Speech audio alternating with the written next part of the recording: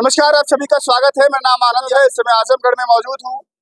पश्चिमी यूपी चुनाव खत्म होने के बाद चुनाव धीरे धीरे लोकसभा का पूर्वांचल की तरफ बढ़ रहा है। पूर्वांचल की सियासी लड़ाई में आजमगढ़ वो हॉट सीट बन गई है जिस पर सभी की निगाहें हैं। इस बार आजमगढ़ में साइकिल चल के दिल्ली जाएगी या कमल का फूल खिलेगा।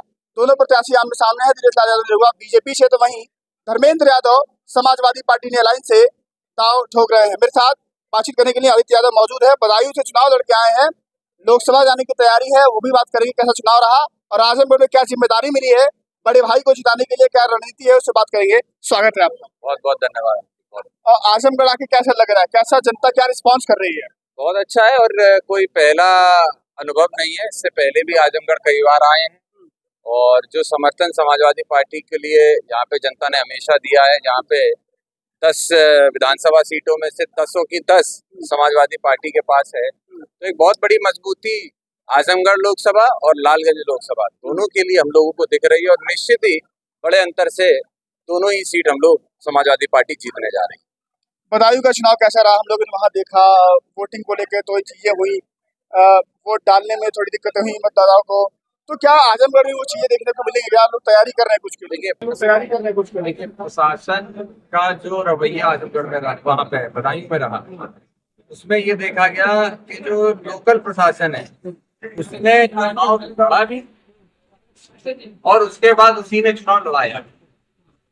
जिस तरीके से वोटर्स को डरा के धमका मार वापस भेजा गया, पोलिंग बूथों पे भय का माहौल बनाया गया, लेकिन इन सब में एक अच्छी चीज थी कि जितना उन्होंने भय बनाया उतना ही वोटर बाहर निकले और वोटर ने इस बार मन बना लिया था कि हम इंडिया गठबंधन के वोट देंगे। और कहीं ना कहीं जो भारतीय जनता पार्टी की विफलताएं रही उसको देखते हुए जनता मन बना थी। जो लोगों को प्रशासन एक बार वोट नहीं डालने दे रहा था वो दूसरी बार आ रही थी। खास करके महिलाओं की बात करता हूँ, 3 बार महिलाएं वापस आके इस चीज को सुनिश्चित करके गई कि वो अपना वोट डाल के गई। ये अंतर दिखाता है कि चुनाव निश्चित समाजवादी पार्टी या इंडिया गठबंधन लड़ रहा है, लेकिन बूथ पे बूथ अध्यक्ष के साथ साथ एक एक वोटर भी एक मजबूत कार्यकर्ता के रूप में आज चुनाव में सहयोग दे। आजमगढ़ में क्या देख रहे हैं? वो कि पिछला चुनाव हमने देखा कि धर्मेंद्र जी लगातार 8 साढ़े 8 हजार का अंतर था वो, और कहते हैं हराया गया चुनाव। इस बार कैसी तैयारी कर रहे हैं? आजमगढ़ भी अब जो सब जगह चुनाव खत्म हो रहा है, चुनाव इधर आ रहा है, पूरे प्रशासन और भारतीय जनता पार्टी का फोकस आजमगढ़ पे रहेगा।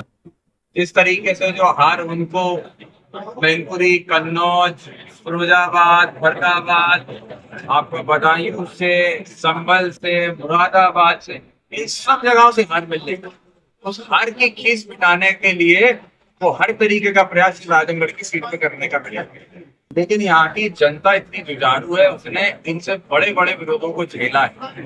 ये आजमगढ़ की तो ऐतिहासिक धरती है जिसने हमेशा विपरीत परिस्थितियों में समाजवादी पार्टी का साथ भी दिया है और समाजवादी पार्टी का झंडा बुलंद करने का काम भी किया है। तो हमें पूरा विश्वास है कि प्रयास बहुत बड़े होंगे, लेकिन जनता मन बनाए हुए, जनता अपना वोट करेगी।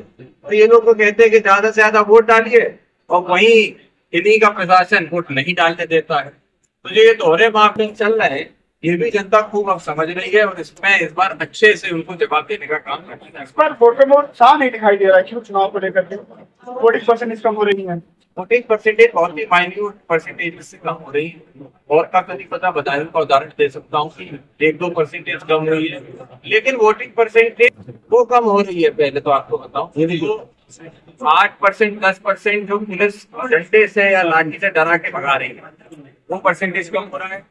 और साथ में 1% वो भी जो भारतीय जनता पार्टी का वोटर था वो भी कहीं ना कहीं पर उत्साहित नहीं है, इसीलिए वो घर में बैठा है, वोट नहीं दे रहे।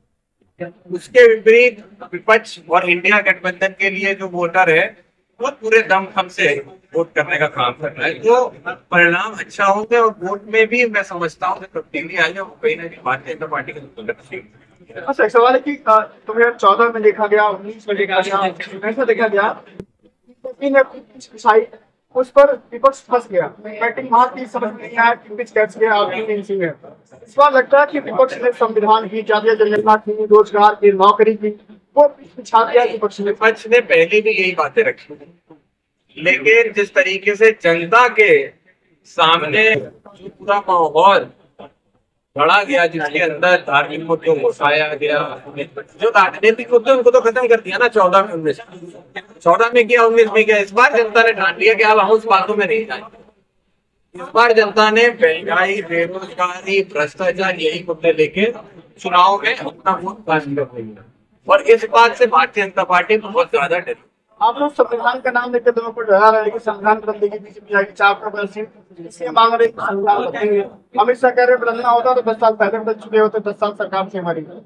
10 साल पहले बदलना होता तो क्या उन्होंने कमी छोड़ी संविधान बदलने के अलावा? क्या आज तानाशाही देश में नहीं है? क्या इन्हीं के जो सांसद या जो सांसद लड़ रहे हैं या जो मंत्री है सरकार के, क्या वो नहीं कह रहे हम आरक्षण खत्म कर देंगे, आप हमें 400 दे दो, हम आरक्षण? आप ही लोगों के तो चैनलों पे चल रहा है। तो कहीं ना कहीं अगर उनके खेमे के प्रतिनिधि मंत्री ये सारी बातें कही कि सवाल जायज है, और उसके ऊपर से विपक्ष की क्या आवाज दबाई नहीं जा रही? क्या चुनाव आयोग के अंदर जो चुनाव अधिकारी बनाए गए हैं, क्या वो विपक्ष की सहमति से बनाए गए हैं? क्या नेता विरोधी दल मल्लिकार्जुन खड़गे ने विरोध नहीं किया उनका, और उसके बाद भी उनको अधिकारी बनाया गया चुनाव पर? ये तो सब लोग समझ रहे हैं, और ये बात अब उनके लोगों में भी जा चुकी है। अब इस बात को हम आप कितना भी कहें कि आप झूठ बोल रहे हैं, ये भय क्यों फैला रहे हैं जनता में, ये बात पहुंच चुकी है कि संविधान खत्म करने का प्रयास किया जा रहा है, और उसी बात आप लोग ये कह रहे हैं कि योगी जी बदल दिए जाएंगे 2-3 महीने में, सरकार आती है योगी जी कुर्सी खतरा में। किसी की कुर्सी तो आज से नहीं, जिस दिन से योगी मुख्यमंत्री बने उसी दिन से खतरा उनके ऊपर है। वो तो उन्होंने अपना बचा रखा था जैसे तैसे, लेकिन इस बार लोगों ने पूरी तय कर लिया है। और आपको एक बात बताऊं, यूपी में भी कुछ तय कर दिया है कहीं ना कहीं।